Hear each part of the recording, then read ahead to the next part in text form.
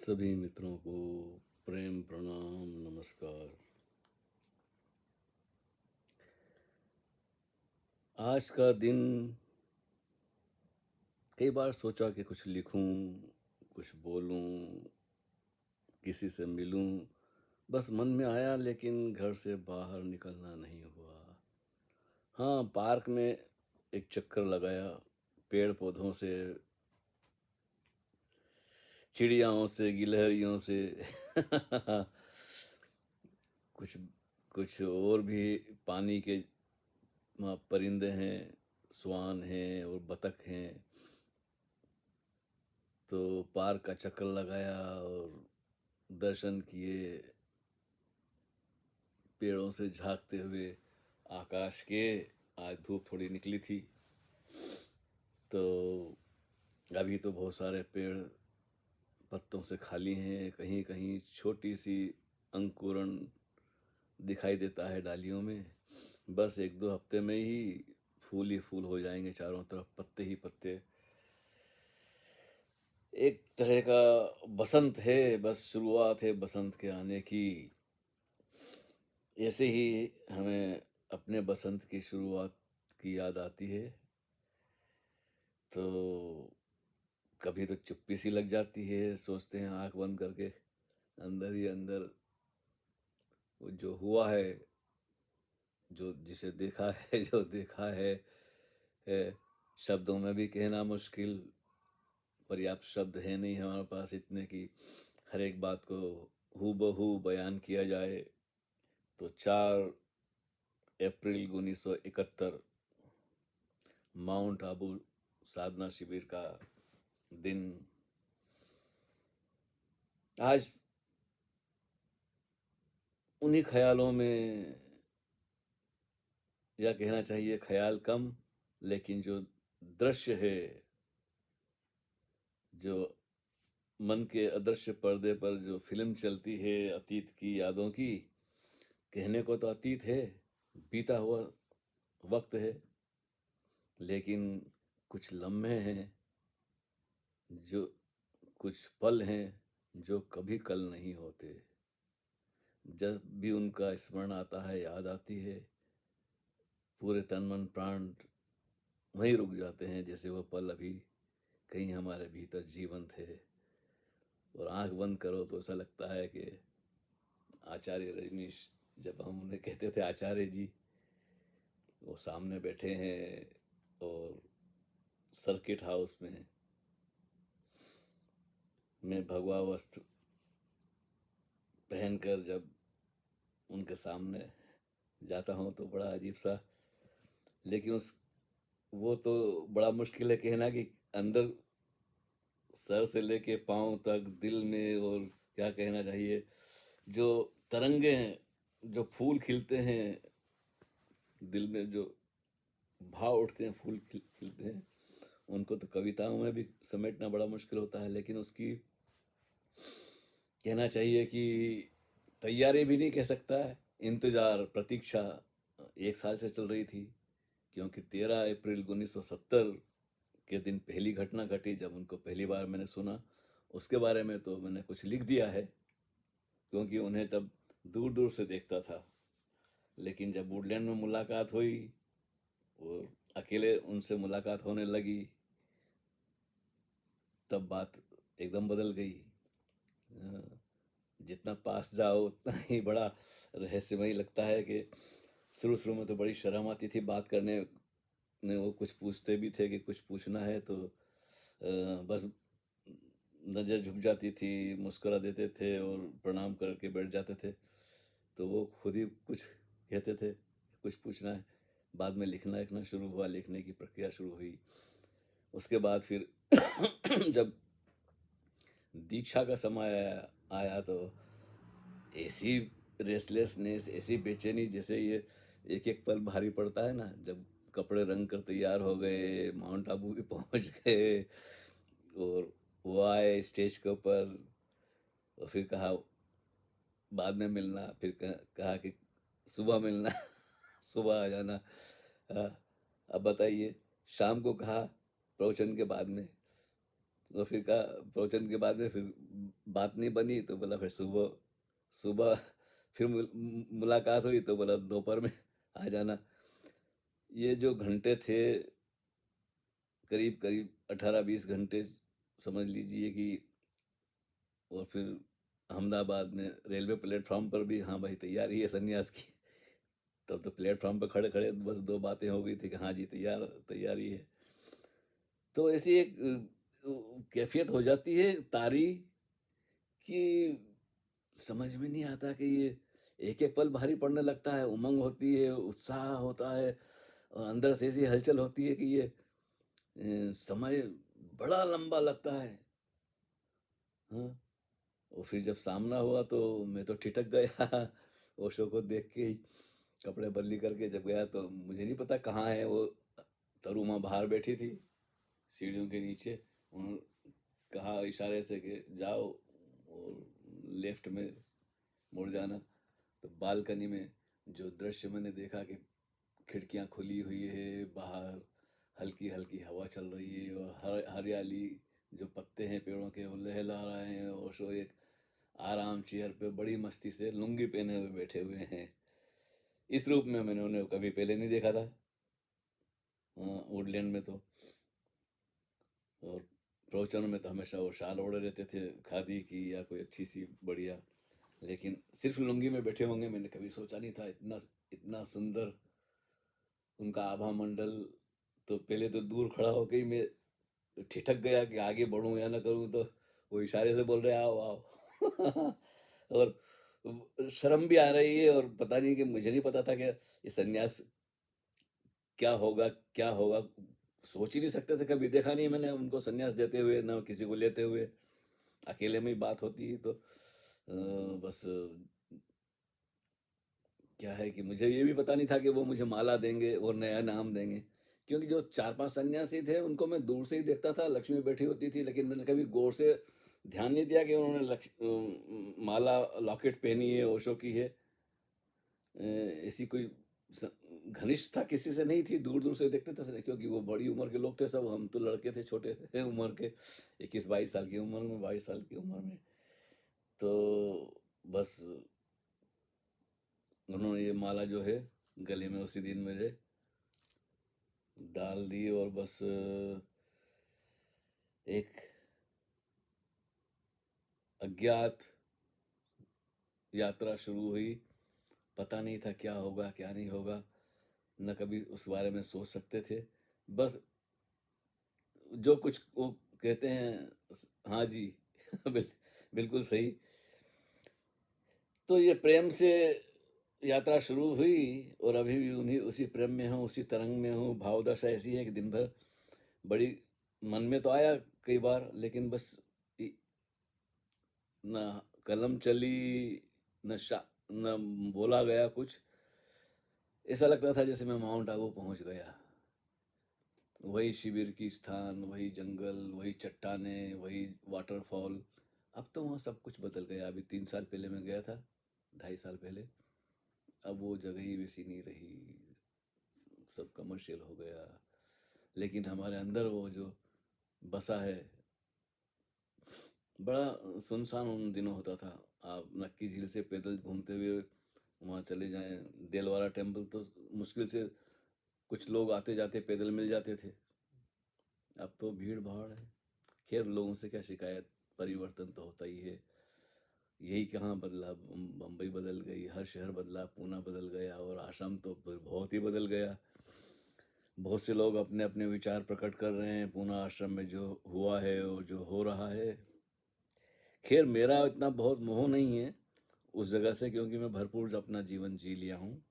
जो भी मिला है बिन मांगे मिला है, और बहुत मिला है, उसके लिए अहोभाव प्रकट करते हैं। लेकिन मन में आता है कि ऐसी जगह नष्ट ना हो जाए, आने वाले लोगों के लिए कुछ निशानियां रहें, पद चिन्ह रहें, वो पेड़ हैं, जो वहाँ का वातावरण है, जो ऊर्जा है, वो सलामत रहे, इसके लिए कामना करते हैं।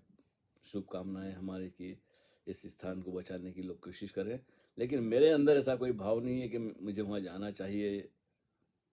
लेकिन कभी ऐसा होता है ना, हर एक अपने परिवार के बारे में, माता पिता के बारे में, मित्रों के बारे में सोचता है कि भाई जो मैंने देखा है, जो मैंने जिया है, वैसा दूसरों को भी अवसर मिलना चाहिए। जब तक ओशो शरीर में थे खूब पिलाई जाती थी।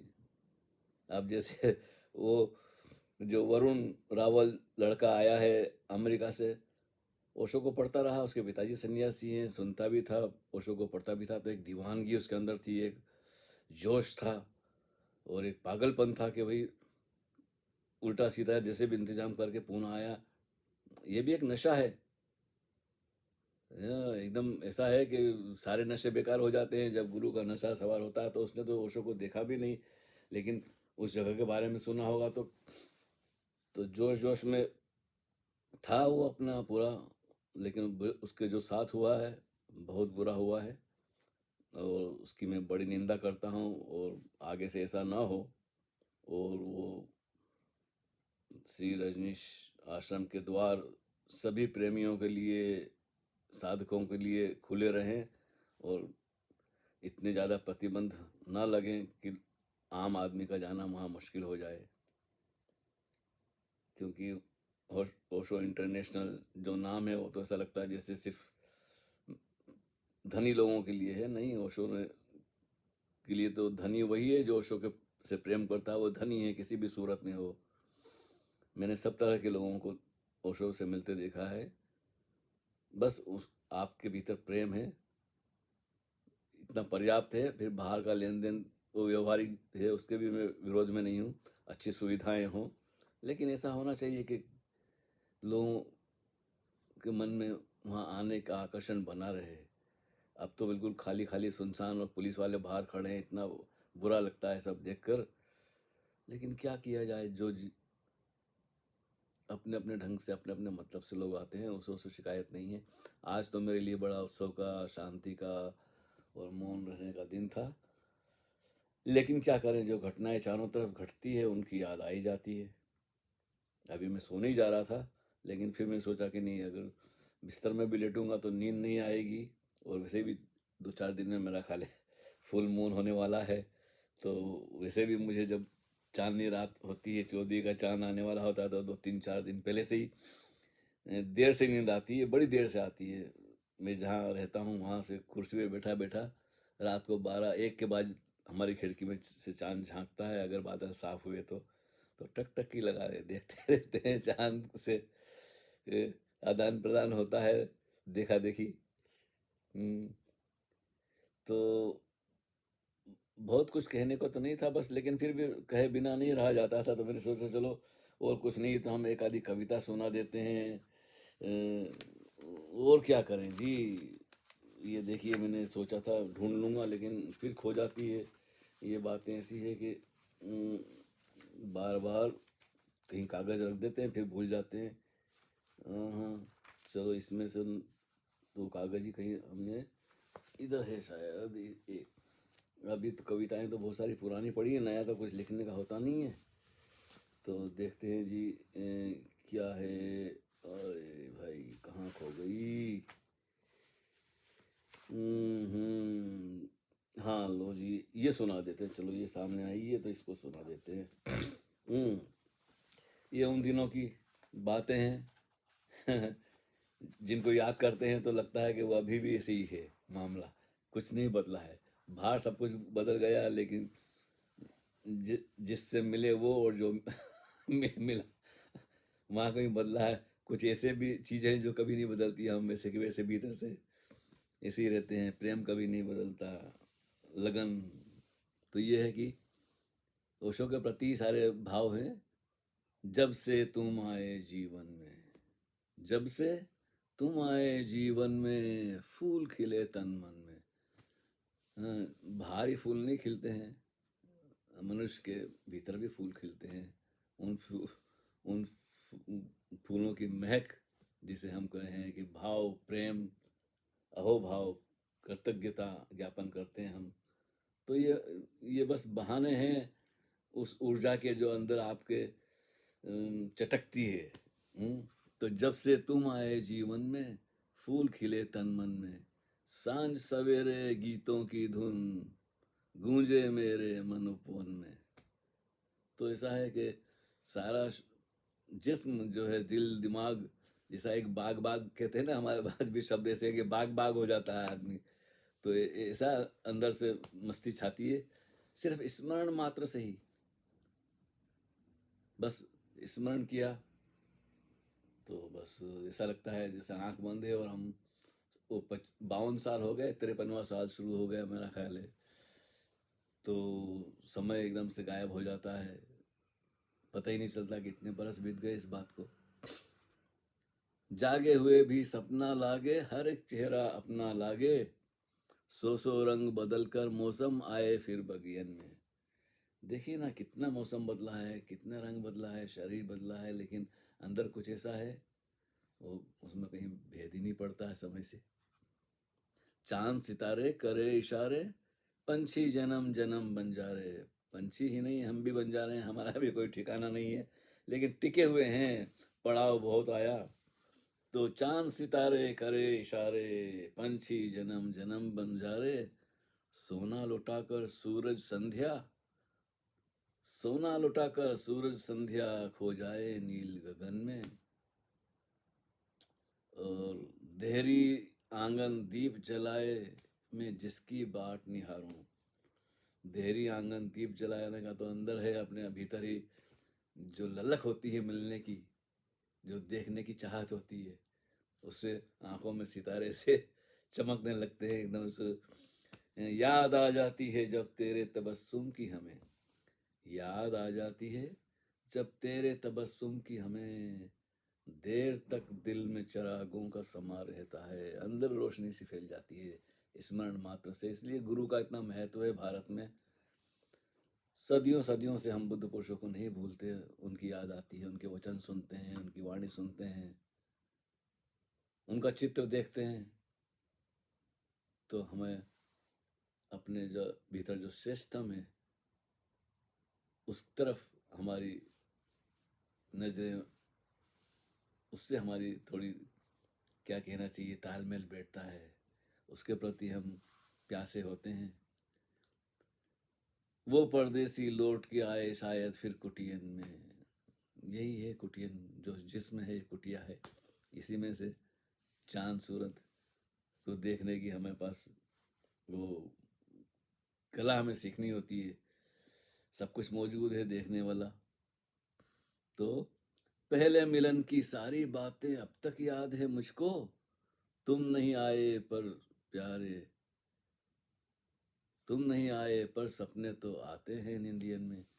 कभी कभी सपने में भी चले आते हैं सदगुरु, भले ही लोग कुछ भी करें कि ये सब, लेकिन जो कवि हृदय होते हैं उनकी बात अलग है, उनकी दुनिया अलग होती है। संगीतकार की, कवि की, चित्रकारों की, ये जो सृजनात्मक लोग हैं उनकी दुनिया अलग होती है, वो बुद्धि वाले उनको समझ नहीं सकते। इस मामले में पश्चिम के लोग बड़े गरीब हैं, सभी नहीं, यहाँ भी अच्छे लोग हैं, ऐसी बात नहीं है। सन्यासियों में बड़े प्यारे प्यारे विदेशी लोग भी हैं, लेकिन भाई हम हृदय प्रधान और बुद्धि प्रधान, जो हृदय प्रधान वाले होते हैं वो तो भाव जगत में जीते हैं। उनके लिए तो ओशो की दी हुई हर चीज़ मूल्यवान है, माला दी है या कुछ और दिया है या सिर्फ एक नज़रिए देख लिया है। देखो ना एकदम से, तो हमारे लिए बात अलग है। तोता मैना मोर पपीहा क्यों रोज लगाए फेरे, भंवरे गूंज गूंज मंडराए क्यों फूल फूल गुलशन में। तो भाई ये बस, ये सारा अस्तित्व हमें तो उसी का घर लगता है, हम कहीं भी हों उसी की महफिल है। और जन्म जन्म मरण की बहती धारा, पल दो पल है खेल हमारा। देखिए जी, आपसे अभी मुलाकात हो रही है और हमारे साथ उस जमाने के कितने साथी थे। जब सन्यास की यात्रा हुई तो जो पहला ग्रुप था वो फिर लोग आते रहे, हर हफ्ते एक दो लोग, कभी महीने में एक दो, ऐसे धीरे धीरे धीरे धीरे सैकड़ों से हजारों, हजारों से लाखों का सिलसिला हो गया। और वो सब कहाँ खो गए कुछ पता नहीं। अब तो हम कभी कभी याद आती है उन मित्रों की जो अब नहीं है शरीर में, और जो कुछ है तो उनका कोई पता ठिकाना नहीं, दोबारा मुलाकात नहीं हुई। जन्म मरण की पहली धारा, पल दो पल है खेल हमारा, सारी उमरिया बीत न जाए इस दुनिया की उलझन में। जब से तुम आए जीवन में फूल खिले तन मन में, सांझ सवेरे गीतों की धुन गूंजे मन उपवन में। तो ऐसी बातें हैं, और कहने को तो जी चाहता है कि बैठते हैं तो बहुत कुछ कहेंगे, लेकिन बस सिवाय कविता सुनाने की और कुछ नहीं है। तो एक कविता और सुना देते हैं, और वो नहीं कह पाया जो मैं कहना चाहता था। हाँ, कि बसंत जो आ गया आ गया है, तो कैसे बताएं कि दूर बैठकर भी वो दूर नहीं है, और न पास है न दूर हैं, बस फिर भी है कि क्या कहना चाहिए। लो जी, कहाँ गए? अरे भाई, इधर है कहीं, एक और लिखा था मैंने। हाँ, लो जी, ये भी ओशो के लिए लिखी थी मैंने। आजकल तो नहीं लिखना होता है, तो ये मेरे उनके बीच में, और हर एक सन्यासी प्रेमी, वो पर्सनल होता है, जो भी होता है गुरु और शिष्य के बीच में। बस किसी को बुद्ध पुरुष मिल जाए, गुरु मिल जाए, ये बड़े भाग्य की, सौभाग्य की बात है। दुनिया के मेले में लाखों मिले, मगर तू ही तू मन को भाया हुआ। क्या बात कही है, क्या बात कही है। तो ऐसा है, यूं उसने दिया जवाब मेरे सवाल का। हालांकि कभी तो सवाल नहीं होते थे, फिर भी उनका जवाब मिल जाता था। और जब सवाल पूछते थे तो निश्चित ही जवाब कहीं ना कहीं से मिलता था। कभी उन्हीं से मिलता था, कभी किसी और के बहाने से मिलता था। यूं उसने दिया जवाब मेरे सवाल का, था अक्स उसकी आंख में मेरे ख्याल का। कभी कभी तो प्रश्न प्रवचन में बैठे हैं, प्रश्न मन में उठ जाता है, और अगले ही क्षण वो कहीं से घूम फिर के वो जवाब दे देते हैं, तो वो पूछने का मौका नहीं मिलता कि दूसरे दिन उसी दिन जाके कागज पे लिखते फिर भेजते। मन में उठा के सामने जवाब हाजिर। ऐसा अभी भी कभी कभी हो जाता है। जब से मिला है वो हूं मैं खुद से बेखबर, जब से मिला है वो हूं मैं खुद से बेखबर, भुला ही नहीं पाया वो लम्हा विसाल का। वो मिलन के क्षण जो होते हैं, पल, अभी तक नहीं भूले, भुला नहीं सकते। याद करने की बात तो छोड़ो, भुला नहीं सकते। सोचा नहीं था कोई मुझे ऐसा भी मिलेगा, कृपा उनकी। सोचा नहीं था कोई मुझे ऐसा भी मिलेगा, जिसका वजूद होगा सरापा जमाल का। जमाल का मतलब है सुंदरतम, है सौंदर्य से, ऐश्वर्य से भरपूर छलकता हुआ जाम। हमने तो सोचा नहीं था कि कैसे मिल गए, उनकी कृपा, उनकी करुणा, हम तो भटक रहे थे। उसके ख्यालों की गिरह ऐसी पड़ गई, क्या बात है, वाह वाह वाह। लेकिन ये गिरह वो नहीं है जो बंधन वाली होती है। हाँ, उसके ख्यालों की गिरह ऐसी पड़ गई, पता ही नहीं चला मोहब्बत की चाल का।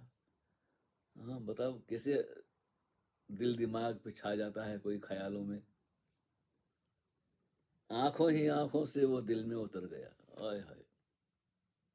आंखों ही आंखों से वो दिल में उतर गया, नेमुल बदल नहीं है उस बेमिसाल का। मतलब उसका कोई परिपूरक नहीं है, सब्स्टिट्यूट नहीं है।